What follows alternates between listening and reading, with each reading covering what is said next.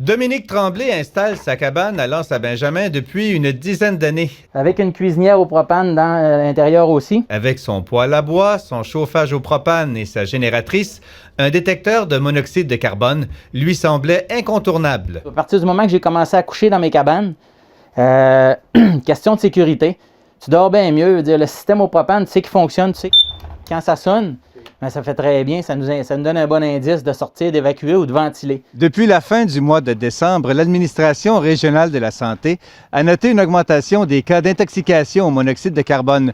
Plus souvent qu'autrement, des hommes qui travaillent seuls dans leur garage sur un moteur.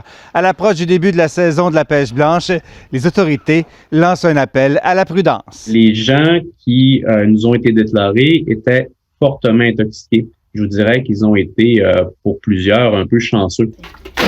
Le fait que les gens puissent passer plus de temps à l'intérieur de la cabane, la probabilité de s'intoxiquer est plus élevée. Chaque année, le service des incendies de Saguenay fait une tournée de prévention dans les cabanes à pêche blanche. C'est le même appareil. Dominique Tremblay, lui, possède même un détecteur pour sa deuxième cabane qui l'amène plus près du large. Tout simplement pour avoir la conscience tranquille, même si je dors pas dans celle-là. Les autorités de la santé invitent les gens à ne jamais sous-estimer le danger potentiel du monoxyde de carbone. En cas d'exposition soupçonnée, il est recommandé de se rendre à l'hôpital. Une intoxication au monoxyde de carbone, même si ça ne cause pas la mort, ça peut causer des séquelles par la suite.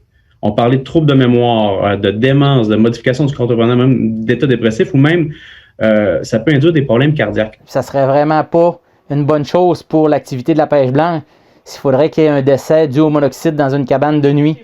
Jean Houle, TVA Nouvelles, Saguenay.